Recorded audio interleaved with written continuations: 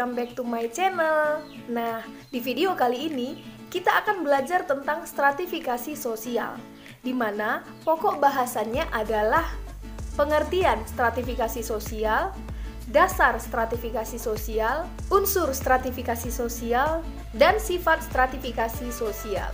Kita masuk yang pertama, pengertian stratifikasi sosial. Stratifikasi sosial berasal dari dua kata, yakni stratifikasi dan sosial.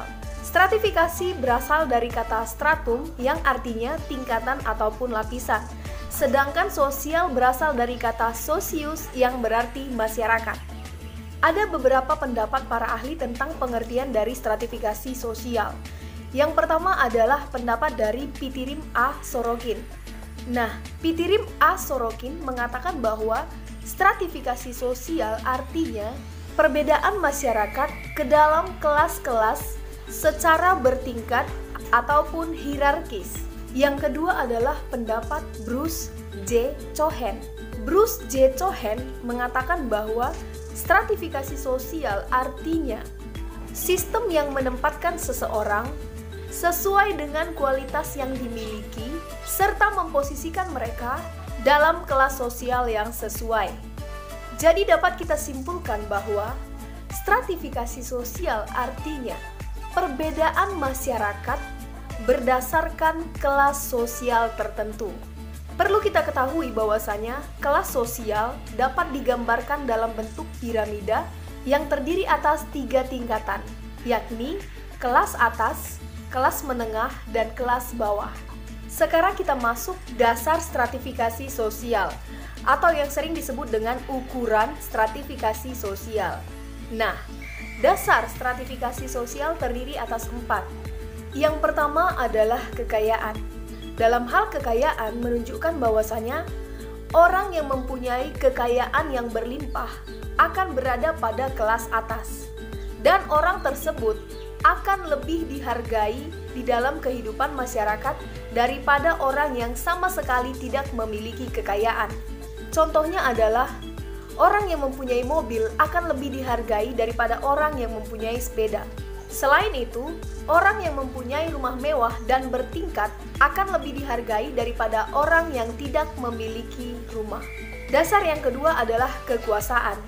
Dalam hal kekuasaan menunjukkan bahwasanya orang yang mempunyai kekuasaan yang tinggi akan masuk ke dalam kelas atas, dan orang tersebut juga akan dihargai di dalam kehidupan masyarakat daripada orang yang tidak memiliki kekuasaan. Contohnya adalah seorang anggota DPR akan lebih dihargai di dalam kehidupan masyarakat daripada seorang pemulung. Dasar yang ketiga adalah kehormatan. Dalam hal kehormatan, orang yang disegani dan dihormati dalam kehidupan masyarakat akan berada pada kelas atas. Contohnya adalah seorang pemuka agama. Nah, pemuka agama akan sangat disegani dan dihormati di dalam kehidupan masyarakat. Dasar yang keempat adalah pendidikan. Dalam hal pendidikan menunjukkan bahwasanya semakin tinggi tingkat pendidikan yang dimiliki oleh seseorang, maka orang tersebut akan semakin dihargai di dalam kehidupan masyarakat. Contohnya adalah seseorang yang tamat sarjana akan lebih dihargai daripada seseorang yang hanya tamat SD di dalam kehidupan masyarakat. Jadi itu adalah 4 dasar stratifikasi sosial. Sekarang kita masuk ke unsur stratifikasi sosial. Nah, unsur stratifikasi sosial ada 2. Yang pertama adalah status, yang kedua adalah peran. Yang dikatakan status adalah posisi ataupun kedudukan seseorang di dalam masyarakat. Misalnya adalah status sebagai guru, status sebagai dokter, status sebagai ayah, status sebagai ibu, anak, dan lain sebagainya. Sedangkan yang dikatakan dengan peran adalah tingkah laku yang dilakukan sesuai dengan status yang dimiliki.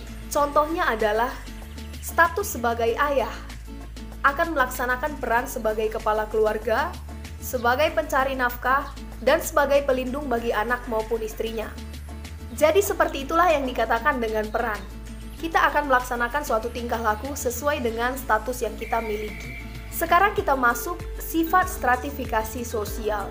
Nah, Sifat stratifikasi sosial ada 3. Yang pertama adalah stratifikasi sosial tertutup. Stratifikasi sosial tertutup artinya stratifikasi sosial yang tidak memungkinkan bagi seseorang untuk melakukan yang namanya perpindahan status sosial, baik dari kelas atas ke kelas menengah ke kelas bawah, dan sebaliknya.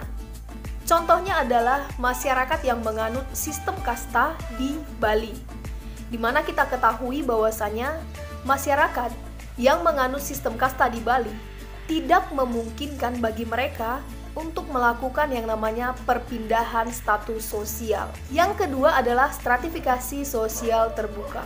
Stratifikasi sosial terbuka artinya stratifikasi sosial yang memungkinkan bagi seseorang untuk melakukan perpindahan status sosial. Contohnya adalah seorang anak petani yang belajar keras dan berusaha keras sehingga pada akhirnya berhasil meraih cita-citanya menjadi seorang guru.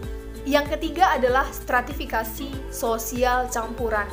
Nah, stratifikasi sosial campuran merupakan gabungan dari stratifikasi sosial terbuka dan stratifikasi sosial tertutup. Dalam stratifikasi sosial campuran, memungkinkan terjadinya perpindahan status sosial pada batas-batas tertentu. Contohnya adalah masyarakat yang menganut sistem kasta di Bali berpindah tempat tinggal ke Medan, di mana sesampainya di Medan, masyarakat Medan tidak akan melihat dia berdasarkan kasta yang dia miliki, tetapi lebih melihatnya berdasarkan usaha dan kemampuan yang dimiliki dalam melakukan suatu pekerjaan. Nah, baiklah semuanya, sekian video dari saya tentang pengertian stratifikasi sosial, dasar stratifikasi sosial, unsur stratifikasi sosial, dan sifat stratifikasi sosial. Semoga videonya bermanfaat untuk kalian semua, dan jangan lupa di like, komen, dan subscribe ya. Terima kasih.